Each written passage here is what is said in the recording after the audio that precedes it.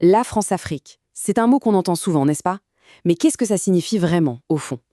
Aujourd'hui, on va décortiquer ensemble ce système d'influence, un système complexe, souvent invisible, pour vraiment comprendre de quoi il retourne.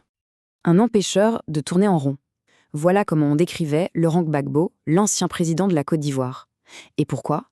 Eh bien tout simplement parce qu'il a osé se mettre en travers d'un système, un système très puissant, bien ancré depuis des décennies. Bon, la question qu'on peut se poser, c'est comment est-ce qu'un seul homme a pu représenter une menace pareille? Pour le comprendre, il faut aller voir ce qui se cache derrière, au cœur même de la politique post-coloniale de la France en Afrique. Justement, pour bien saisir toute l'histoire, il faut d'abord comprendre le système que Gbagbo a défié. Et ce système, il a un nom, la France-Afrique. Alors, la France-Afrique, qu'est-ce que c'est concrètement? Pour faire simple, c'est un système de domination qui a été mis en place après les colonies. Le but, que la France puisse garder la main sur ses intérêts stratégiques, économiques et politiques. Et ce, même après les indépendances. Des indépendances que certains dirigeants de l'époque n'hésitaient pas à qualifier de factices. Et attention, ce système n'est pas né par hasard. Pas du tout. Il a été construit, brique par brique, sur des bases juridiques et économiques bien solides. Dès 1958, la Constitution française permettait de garder le contrôle sur des secteurs clés. Quelques années plus tard, en 1962, des accords sont venus garantir à la France un accès prioritaire aux matières premières. On parle d'uranium, de pétrole, et cet héritage, on le voit, il a la vie dure. Ok, mais comment ça marche exactement?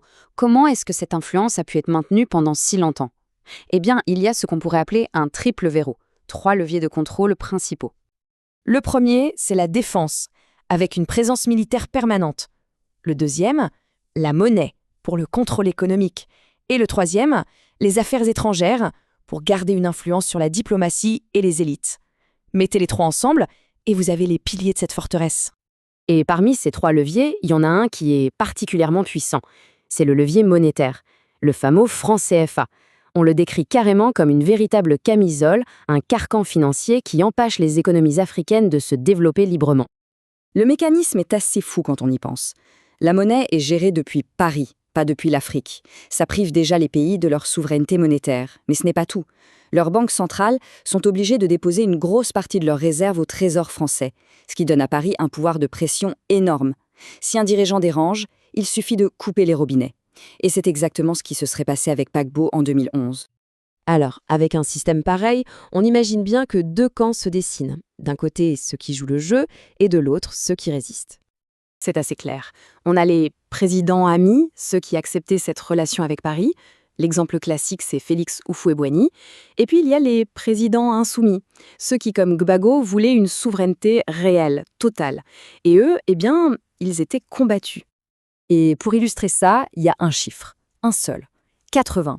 C'est à peu près le nombre de coups d'État qui ont eu lieu en 50 ans dans les anciennes colonies françaises. 80! C'est énorme.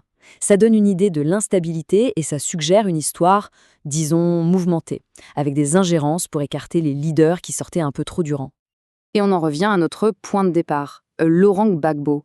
Son objectif, il l'a dit lui-même, c'était de donner un sens au mot « indépendance ». Une phrase simple, mais qui, en fait, venait taper directement dans les fondations de tout le système france-africain.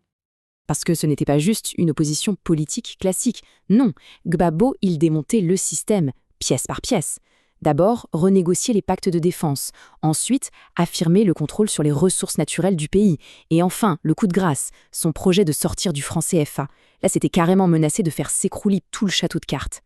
Et quand les pressions politiques et économiques n'ont plus suffi, qu'est-ce qui restait? L'intervention militaire directe.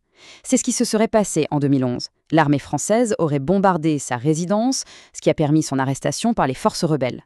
C'était l'acte final. Mais ce système, qui a tenu pendant des décennies, est aujourd'hui sérieusement bousculé. Le monde a changé et l'Afrique aussi. Le temps du précaré, de l'exclusivité française, c'est terminé. Il y a de nouveaux joueurs sur le terrain. La Chine, bien sûr, mais aussi la Russie, les États-Unis. Ils arrivent avec des investissements massifs, des partenariats différents. Pour les pays africains, ça veut dire qu'il y a d'autres options. Le vieux tête-à-tête avec Paris est brisé. Cette diversification, elle change tout. La relation quasi exclusive entre la France et ses anciennes colonies est en train de se transformer en profondeur. Et il y a aussi un facteur générationnel. Les nouvelles générations en Afrique, elles regardent ailleurs, elles ont d'autres aspirations, d'autres horizons. Alors, Pour conclure, l'emprise de la France africaine ancienne, elle s'affaiblit, c'est certain. Mais attention, ça ne veut pas dire que la lutte pour l'influence est terminée. Au contraire, elle est peut-être même plus féroce qu'avant. Ce qui laisse une grande question en suspens. Est-ce qu'on assiste vraiment à la fin d'une époque ou est-ce qu'on est simplement en train d'écrire un nouveau chapitre de la même histoire ?